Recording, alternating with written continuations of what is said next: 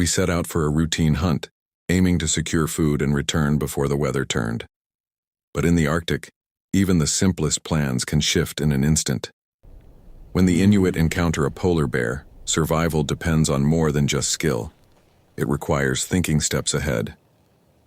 The cold stings my face and my breath hangs in the air as I walk with the group. It is quiet here, but not like an empty room. This silence is alive, with the wind humming and ice cracking. "Stop!" signals the lead hunter Anak, raising his hand. We freeze near several breathing holes where seals surface for air. He drops to one knee, his face growing solemn.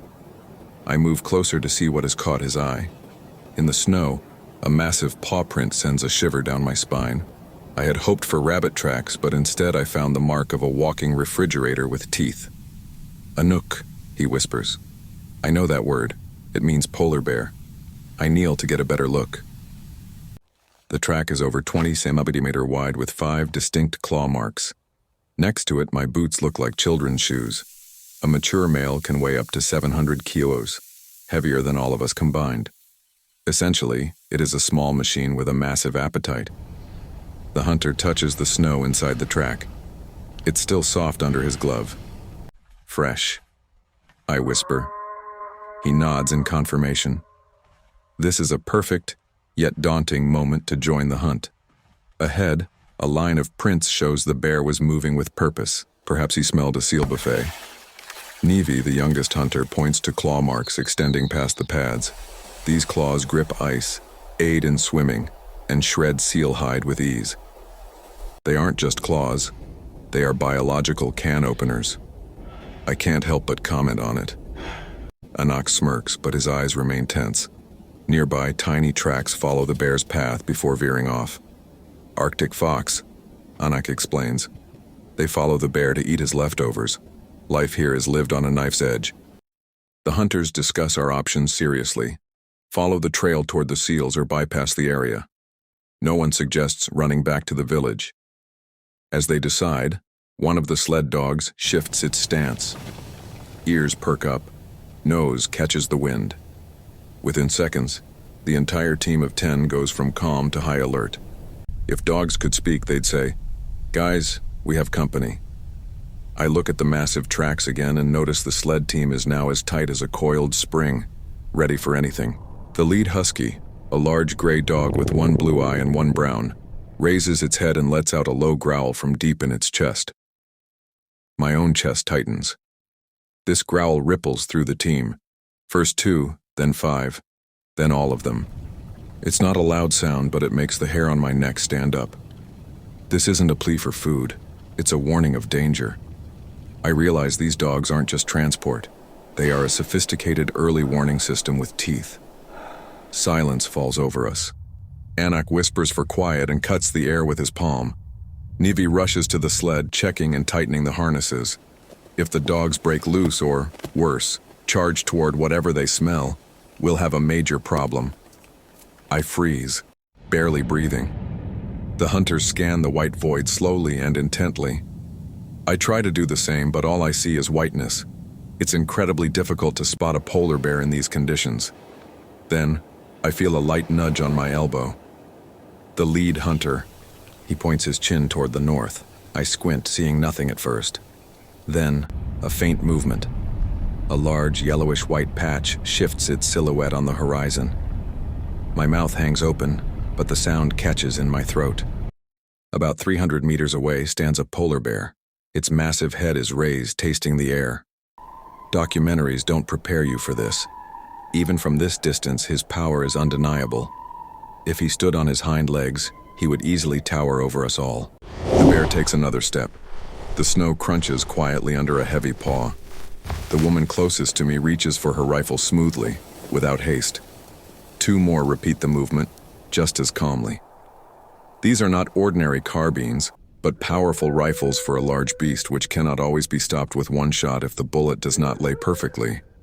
A polar bear can weigh more than half a ton and walk even after being wounded. Therefore, the Inuit rely on weapons capable of stopping it if everything goes wrong. A weak shot does not stop a bear, it only angers it, and an angry bear is worse than a hungry one. But the hunter's hands are calm, The barrels do not shake, and their eyes are fixed on the beast. No one is in a hurry to shoot. For the Inuit, the bear is a sacred animal, and the law protects it. Killing it is, first and foremost, a cultural trauma. "Don't move," Anak whispers. His voice is quiet but firm. "If it attacks, hide behind the dogs." Nivi squats by the sled and tightens the harness even more. If the team breaks free and rushes at the beast, it is insane bravery. If it turns and bolts back toward us, it's even worse. They'll bring the bear right into our hands. The bear stands and watches. It sees us, feels us, and hears how our hearts are pounding in our chests.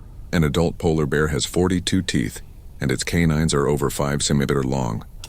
Its jaws are enough to crack a seal's skull like a shell.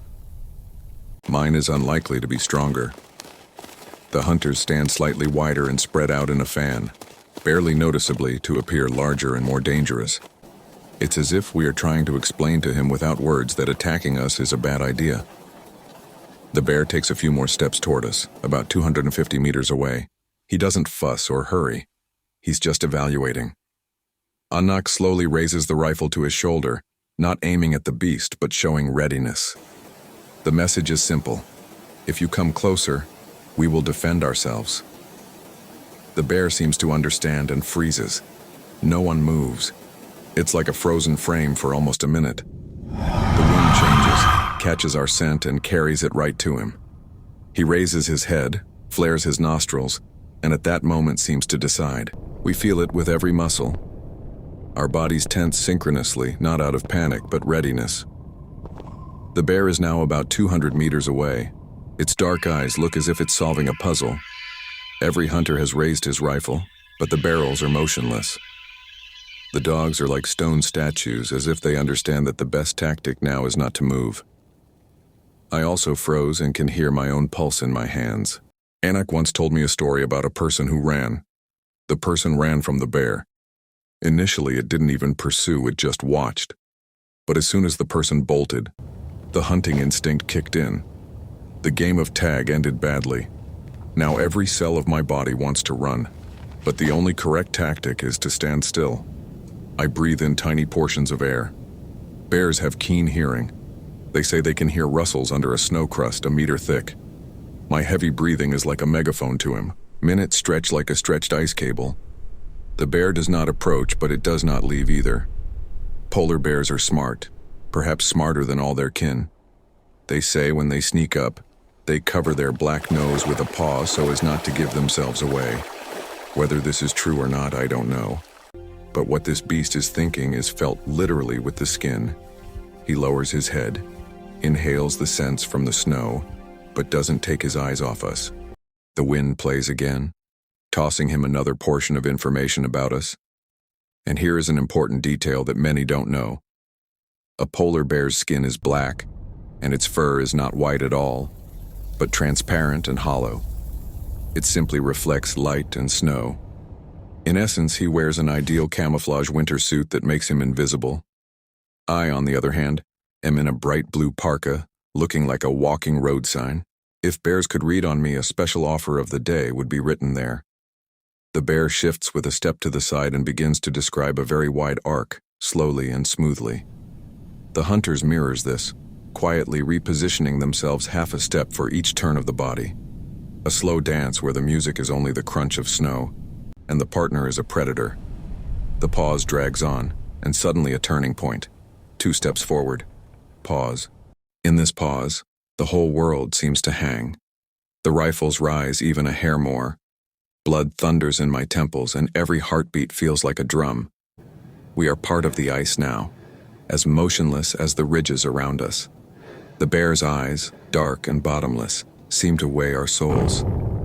One wrong move, one sharp breath, and the fragile balance will shatter into 1,000 icy shards. We wait, and the Arctic holds its breath with us.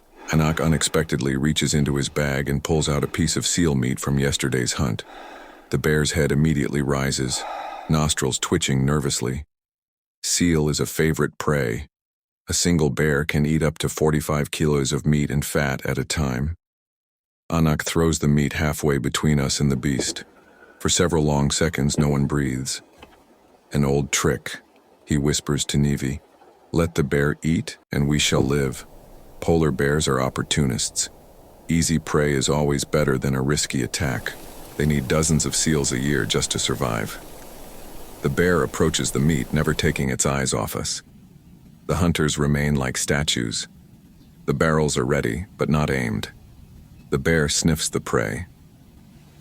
I have never sincerely wished anyone bon appetit so much in my life. He takes the meat, backs away without turning his back, chews and licks the snow where drops of blood remained. The tension eases slightly. She nods. Another hunter takes a piece of fat from the bag and throws it further to the side. He throws it to lead the beast away in an arc.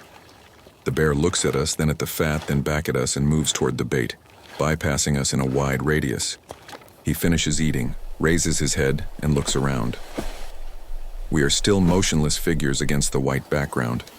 She places her hand on the bag, ready for another toss, but after the second piece, the bear does not leave. Instead, it starts to approach again. It seems the distraction worked only for a while. This is bad. A wild animal that has associated humans with food is doubly dangerous. Anak slowly raises his rifle. Now the barrel points upward at about 45 degrees. A warning, he explains quietly. A loud bang sometimes sobers the beast. Bears have excellent hearing, and in the Arctic silence, a shot can be heard very far away. The bear approaches a few more meters, and Nog takes a long breath. His finger rests on the trigger. Everything around focuses into a single point, and he presses it. The shot sounds deafening. My heart leaps as if it decided to evacuate through my throat. The bullet goes into the sky. The echo rolls across the ice. The bear stops instantly, pins its ears back, and stands on its hind legs like a massive white wall, nearly 3 meters tall. Standing, he sees further and catches more sense, trying to understand the source of the threat. Then he drops onto all fours but does not run away. He walks from side to side, nervous but still hesitant. Be ready, Anak says quietly. If he moves again, I shoot to kill. Several long seconds of silence follow, as if the giant is listening along with us. The bear watches for a long time, then turns and slowly walks away, stopping once or twice to look back again. Each of his steps is like a stone falling from our shoulders. He shrinks to a yellowish dot on the infinite white horizon. We do not move until the distance becomes half a kilometer. Only then does Anak lower his rifle, and everyone's chest finally begins to breathe normally. My legs feel like lead. I am shaking with adrenaline. The adrenaline has been coursing through my blood for the last 20 minutes. Today, Nanuq decided we are too much trouble. Anak smiles with the corner of his lips. Good day to you, bear. We saw each other, and all our arms and legs are still with us. Just in case, I'm counting my limbs. My hands are shaking as if I'm about to enter a dance competition. The hunters quickly inspect the harness and sleds. During bear encounters, gear or dogs often suffer, but everything is intact. Except, perhaps, my courage. My courage needs time to return. According to Inuit tradition, it is believed that it wasn't us who scared the bear away, but the bear himself chose to spare us. Many believe that such a powerful predator is a spirit that judges your intent. If you show respect and do not show fear, the ice may grant you passage. We pack the remaining gear in silence, the sound of the wind filling the void where the bear's growl once was. The Arctic has tested us, and for today the standoff has ended in a silent truce. We won't continue the hunt here. If a bear has claimed the territory, wise people look for another place. We decided to move about 8 kilometers to the east. There are also seals and ice holes there, but competitors with claws and fangs might not be encountered. The knowledge of snow and ice among the Inuit has been honed for centuries. They can read the terrain and determine where seals are most likely to appear, and thus where bears might hunt. This wisdom passed down through generations not only helps find food but also saves from deadly encounters. We pack up quickly but without sudden movements. Even at such a distance, an extra gesture can attract the animal's attention. A polar bear can easily catch up with a person on the ice. Its wide paws are like natural snowshoes, distributing weight and preventing it from falling through thin spots. It is the true master of the Arctic. Before leaving, the hunters stop for a few seconds in silence. looking in the direction where the bear went. No words, just a sign of respect. This is an ancient custom, a reminder that man and bear share the same land and the same story here. We move on, and I ask Anak how often they encounter bears. Sometimes many in one season, sometimes none for months, he answers. Now it is harder for the bears. The ice melts earlier and freezes later. He speaks of the changes in the Arctic. Climate change is altering the lives of not only people but also animals. By evening we return to the village. The story of the encounter quickly spreads through the houses, and already over cups of hot tea, it is retold to the elders. They nod. It is a too familiar plot. One elderly man shows a scar on his arm. It is a memory of a close encounter with Nanuq half a century ago.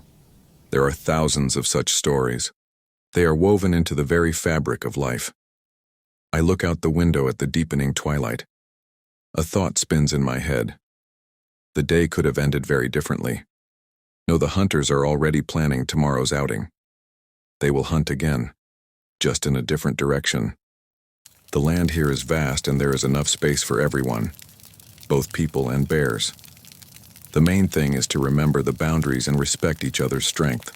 So they live here at the edge of the world, alongside the greatest predator of the Arctic. For us, an encounter with a polar bear is a shock, a story for a lifetime. For the Inuit, it is part of everyday life, a risk just as common as a slippery road or a thunderstorm in the mountains for us. The only difference is that the price of a mistake here is always too high. This day became a reminder. The Arctic does not forgive overconfidence. Here man is not the master but merely a guest. The polar bear decides whether your path will continue or be cut short. But along with this, a special feeling hangs in the air, a sense of respect for a power that is older and wiser than any of us. We returned home safe and sound. The dogs have quietly settled by the sleds. The hunters silently went about their gear. No one celebrated or made noise, just a slight nod, a sign. Another day lived correctly. I listened to the wind outside the window for a long time, imagining how somewhere out there in the darkness, the eternal guardian of the Arctic, the symbol of its harsh power and beauty, slowly walks on the ice. And perhaps it is he who decides who is worthy to remain in these lands.